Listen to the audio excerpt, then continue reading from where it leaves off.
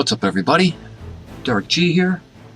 I know I said I wasn't going to do this in my last video, but I decided to do it anyway because today Gameloft decided to implement another R&D validation event for the McLaren 650 blah blah blah blah blah. And it's got token only upgrades on the fucking thing, dude. Token only upgrades on a verification validation R&D for McLaren. Token only upgrades.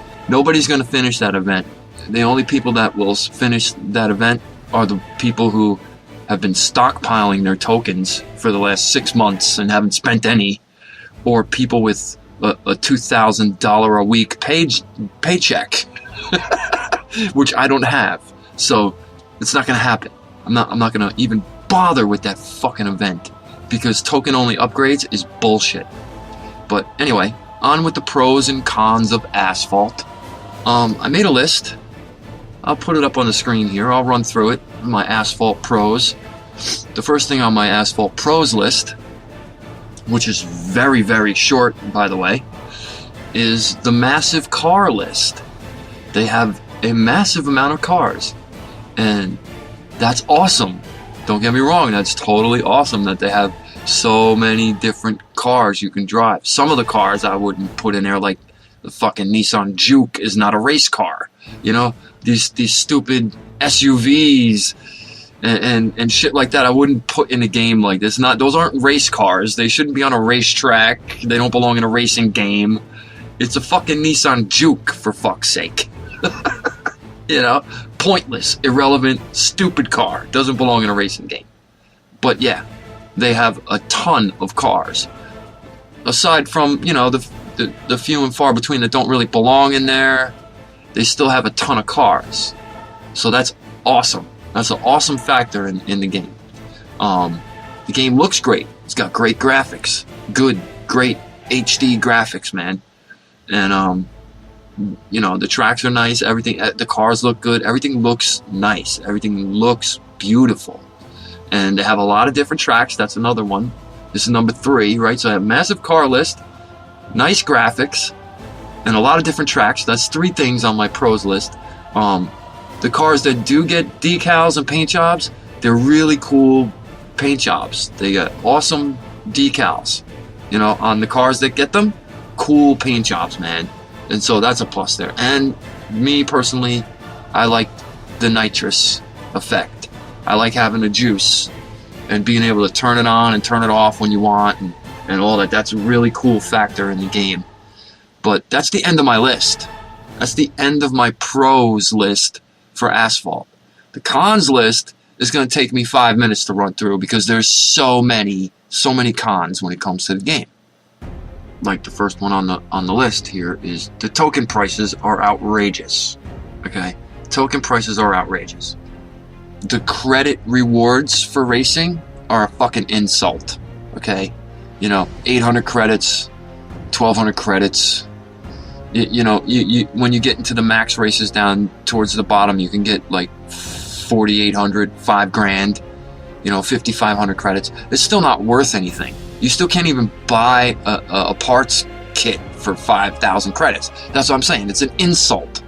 Each race should be giving us like 20, 30,000 credits, not fucking 1,000 credits, 1,300 credits. That's an insult, dude. That's a fucking insult for a 2-lap race.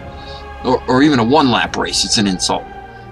That was number 2 on my cons list. Number 3 on my cons list is token only upgrades. Bullshit. That's bullshit. Number 4, too many glitches in all the updates. Every update has had a glitch and has screwed the game up one way or the other for a whole shitload of users. You know, people lose things. Shit just disappears from the game. You paid for stuff that all of a sudden you don't own it anymore. Yeah. So that's number 4, right? Number 5 on my cons list is no new tracks added to solo races, which sucks. Okay. Number 6 is there's too many hackers and cheaters in multiplayer, which ruins multiplayer. Okay. And I'm gonna put this picture up on the screen real quick because get this out of the way. Look at this picture here. You can see what I did. I highlighted the people who selected the old-ass Nevada track. Bunch of fucking punk-ass pussies. Where I'm the only one there who selected the new Munich subway track. So there's a bunch of pussies in multiplayer that do nothing but select the same fucking tracks over and over and over again. Even when they have the option for Patagonia or Rio de Janeiro or Munich, they will pick the Alps or Nevada or London or just some suck-ass old track that we've all driven around a million times. You know? Pussies. Too many pussies in multiplayer too. So there's too many hackers and there's too many pussies. Alright, where are we going? No decals for newly added cars. Right, they haven't had decal packs for any of these new cars in the past 6 months. 7, 8, 9 months maybe. There's no more free tokens for playing ads. That's another con. We used to be able to collect, 10 free tokens, watch 5 ads every day and get 10 free tokens. Can't do that anymore. They took that away. That's a fucking con. We can't sell our season tickets because some of us don't want to play multiplayer, and we sit here and we get rewarded with season tickets that are useless and worthless to us. Worthless. It's not a reward. When people don't play multiplayer, giving them season tickets for a fucking reward is nothing. You're giving them nothing. So we should be able to sell those tickets to at least get something. Okay? Yeah. So we can't sell season tickets. That's a con. There's not enough parts storage. They want outrageous token prices for a cheesy, dookie little amount of extra part storage. Blueprints take up too much space. That's another con.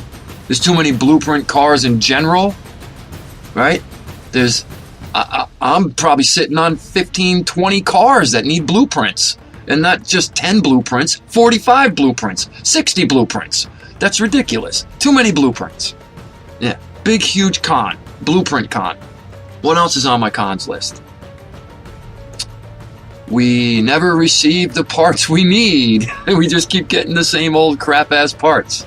You spend 18 grand, you buy a parts box, and 7 of the 8 parts you don't need. You turn around and sell them, you get another parts box for selling those, and 3 of the 4 parts they give you, you don't need. So you never get what you need from them by recycling parts. I've been cycling through parts for months and months and months, and I never get what I need. I never get what I need.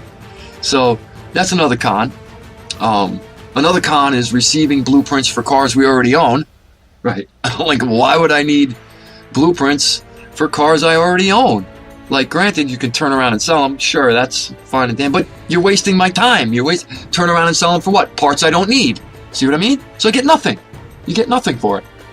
You get nothing in the end. Yeah. Then there's the past races that actually fail in the R&D events. So you're talking about stolen keys and stolen tires, where you passed the event, you spent the key, you passed the event, and they failed you anyway, right? Now that may fall under glitches, but it happens more often than not. Like in the last 3 R&D validation events that I've played, I've passed races and they've failed me. So it's the last 3 R&D events I have had keys stolen from me, basically. Stolen keys. So that's another con. Elite cars with their ridiculous wait times to finish fixing them. A total con. You want me to wait 2.5 hours to drive a car, I'm going to turn your game off. That's bad for you. That's a con for your game. It's not a positive aspect of your game. What else is there? Cheap token rewards in all events. No matter what event you race, they give you 5 tokens, 10 tokens, 15 tokens, but yet they want 380 tokens for a level 2 upgrade. You know what I'm saying? So the difference between the reward tokens and the cost tokens is fucking 1,000%. Right. Con. What else do I have on my cons list? Poor handling motorcycles. They really should have worked out all the tweaks with these fucking bikes before they implemented them into the game, because they skip and hop on the track. They spin around a 180 for no fucking reason. You'd be driving down the middle of the track, minding your own business in a perfect line, and the bike will just spin you around going the wrong direction for no reason whatsoever. No reason whatsoever. So the bikes are all glitchy and they handle for shit. What else is there on my list here? Pay to win. No skill needed. Right. Because if you have enough money, you could just walk right through the R&D. You know, this new McLaren R&D. If you're willing to spend hundreds of dollars, you could just token auto pass your way through the whole fucking thing with no skill. Never drive the car once. Never even drive the fucking car, and you can just walk away with it by paying for it. Now that's bullshit. Okay? And this new, you know, fictional car shit with the Despicable Me car. Come on, dude. Come on. Enough with that. That is a total con in the game. Get rid of that crap. We don't want it. No one wants it. Everything is completely overpriced. Right? That's the next one. I don't even know what number I'm at because there's so many things on my list here. Everything is overpriced. Everything. It doesn't matter what it is. Or what they're charging, whether it's credits or tokens, it doesn't matter. It's all overpriced. All overpriced. Gameloft is the greediest gaming company on the planet. That's on my list. They don't care about their users. That's on my list. And they steal what you've bought or earned from you. You know, they steal it from you. So you can buy things or earn them, and you still fucking lose them. So that's pretty much it. And this is why, you know, that list there is why it's basically pointless to compare the pros and cons of Asphalt 8. You know, the cons always outweigh the pros. I have 5 things on my pros list. There's like 15 things here, 20 things on my cons list. So with that, there you have it. Pros and cons.